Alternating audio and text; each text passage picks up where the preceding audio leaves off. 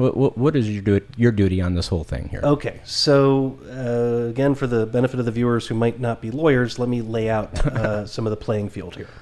So in any criminal case, you have an automatic right of appeal, and in Arizona there are two stages. You start off in your trial court, and your judge and your jury come back, and assuming you got convicted, and you don't like that you got convicted, your first stop on appeal is the Court of Appeals, and that's going to be a process that takes roughly between 1 and 2 years, just depending on case volume and complexity. Then, if you get a Court of Appeals decision and you're still aggrieved, you just don't like what they ruled, or they didn't rule in your favor, and you think that they got it wrong too, you then have your next stop, which is up at the Arizona Supreme Court. Now, the distinction here is a huge, important distinction.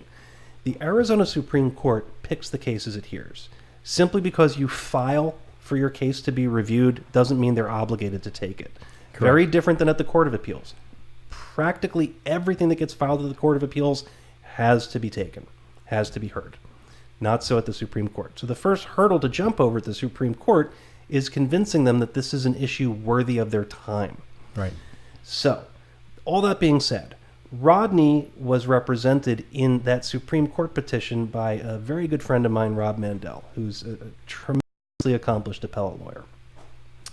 I represented in the case one of several amici. Amici's Latin word, it means friend. There's a term in the legal community called friend of the court, or amicus, where you're not a direct party. Like, I wasn't representing the guy who got charged, right? But I represented the former director of the Department of Health Services in the case as an amici. And the reason that the director wanted to get involved was that he saw what happened to Rodney. He knew it was wrong because he knew way back to the time when AMA was created, because he was the director at the time, he knew that extracts were contemplated and accepted as part of the program. And he wanted to reach out and help poor Rodney because he felt rotten for Rodney. He thought Rodney got railroaded, and Dr. Humble wanted to do whatever he could to help Rodney out. So I was retained to serve as amici counsel. So what I ended up doing was writing briefs on behalf of Director Humble that explained the history of AMA and also the formation of the rules and regulations as they impacted extracts. Right. There were a bunch of other amici too, some industry players who, of course, were going to be very interested in making sure that their voice was heard and hoping to turn it around. We had the ACLU join in as well.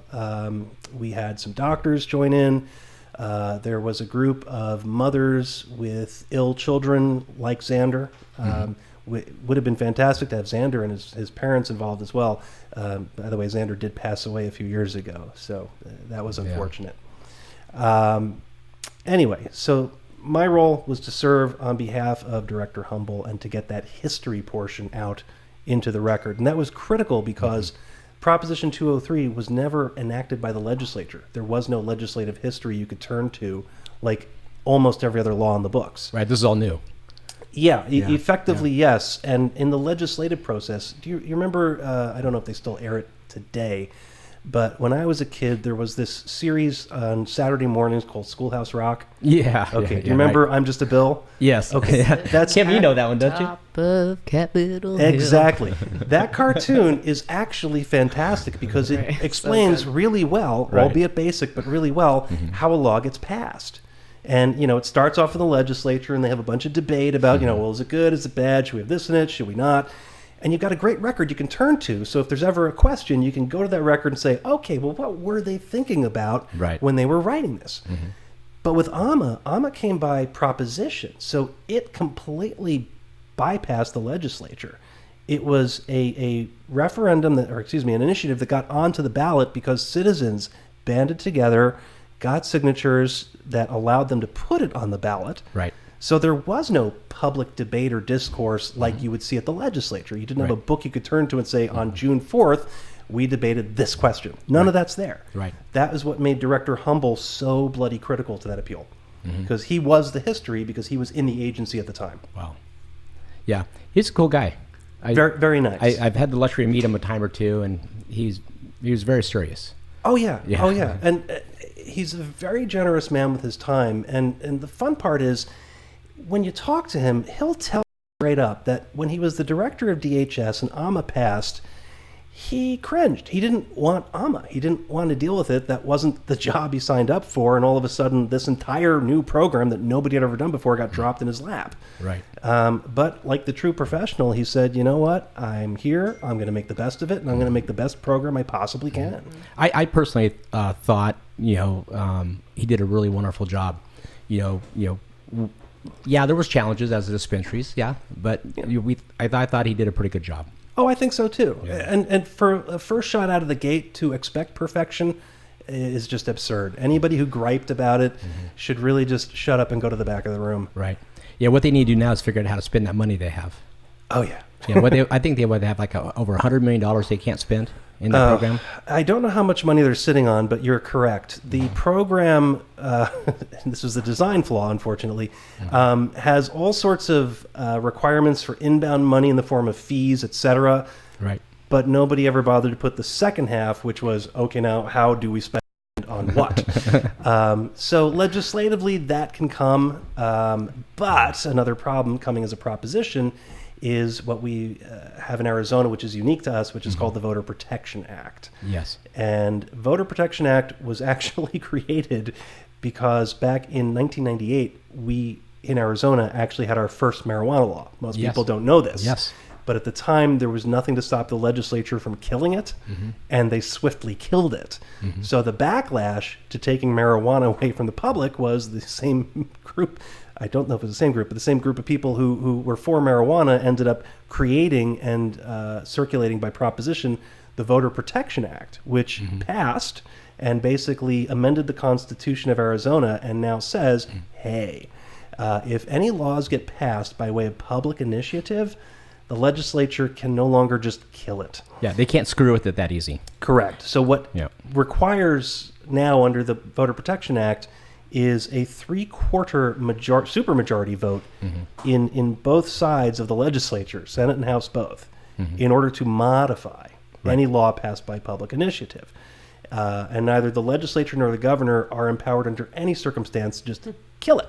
To do it themselves. Yeah, the only thing they can do is improve upon it. Yes. And the only way they can improve upon it is by supermajority. Yep. So an ongoing frustration in the current Medical Marijuana Act community is there are lots of positive changes that people would like to make. But to get that supermajority in both sides of the legislature, really difficult. So it's been slow in coming. Case in point, just this past year, the legislature finally passed a testing bill. Yeah, finally, right? Yeah, finally. Arizona, the 14th state in the country to have some form of marijuana program. It's been in place for almost a decade, and we're only now getting testing. Well, in the beginning of the industry, there wasn't a provision for testing at all. So if you wanted your products tested, you had to pretty much do it black market. In other words, you had to go and kind of give samples to a tester under a patient, and he would take it and test and tell you what you had. Yeah. And it was terrible. I'd be able to do it that way. Yeah, and at the individual consumer level, we all know nobody's going to do that. You're not going to go buy your ounce of product and then just run off to some lab and say, here, test this before I use it. Nobody's going to do that. In the beginning, people were doing that. People were in the beginning, they didn't trust any dispensaries at all. They were testing their own stuff. And most of those guys were the caregivers that were probably reselling it, Oh, yeah. Yeah. Yeah. Well, this is why, in part, I'm a big fan of the testing bill. I'm glad it passed. I know that they are actively working right now on creating the regulations underneath it, including the protocols for what will be tested for. And that is hotly debated. I understand that some of the dispensaries are pushing back. They don't want to test for as many pesticides and contaminants as what a lot of the public are pushing them to test for. Well, I think some of it from the dispensary side, is a turnaround, because they have a product, they have to get it off the shelves, and you can't wait for 2 weeks for this tester to be done with it. Now, it was told me, or it was suggested, that what should happen is that the state should do their own testing. The state should be the tester. Intriguing. Right? They have the money. Let them spend that money and be the tester. Yeah. I don't really have any quarrel with that, I suspect. I really need to dig into the issue and see what's being proposed, but as long as the lab is truly independent and truly objective and doing things responsibly, That makes fine sense to me. And the state does have labs for other things. In point of fact, not that it's by any means the same, but Arizona has one of the best forensics labs in the country. Oh, yeah. So, Yeah. we clearly have the technology and the knowledge. It's just whether we have the will. Yeah, I think it needs to be tested. And, because what I've seen with products is that you have all kinds of mildew that can happen, get passed on to the consumer. Yeah. You have contaminants in vape pens that, could be bad for you. Sure. You could, they're finding some vape pens are not too good, so they should be tested, right? Sure. So I think I totally believe in transparency in the testing. Oh, yeah. And just to put an extra bit of cheese on top of that hamburger, testing is critically important for a variety of reasons. A lot of our patients, and remember, is a medical program, so every single person in Arizona that's got a card is a medical user. They have a medical issue that qualified them for their card, and their use is medically based. Right. In that group, you've got people with suppressed immune systems. Yes. You've got people with HIV. That's one of the specific categories that's qualifying for a card. And if you're giving tainted product that maybe has mold spores in it to an immune suppressed individual and they're inhaling that, you risk really harming them or possibly killing them. Yeah. And that's just one aspect. Then there's the everybody else aspect, which includes the types of pesticides that are being used on these products. There are pesticides that are approved by the U.S. Department of Agriculture for use and also governed and regulated by the Food and Drug Administration. And there are a list of pesticides that are absolutely banned. Yep. That cannot be used in the United States. Oh, they're on terrible. food crops. They're terrible. Oh yeah, they'll absolutely. They're teratogenic. They're carcinogenic. They will do horrible things to you and to your offspring. Now, because cannabis is not a food crop and it's not regulated by the USDA right now, there's really no regulation that stops dispensaries necessarily from using banned pesticides on those crops. Now, I'm not saying they are. I'm just saying that they theoretically could. God, you're absolutely right about that. They would ask for our ingredients when we get inspected by the state, but there was never a requirement saying, "Hey, you have to use organic" or anything like that. Yeah.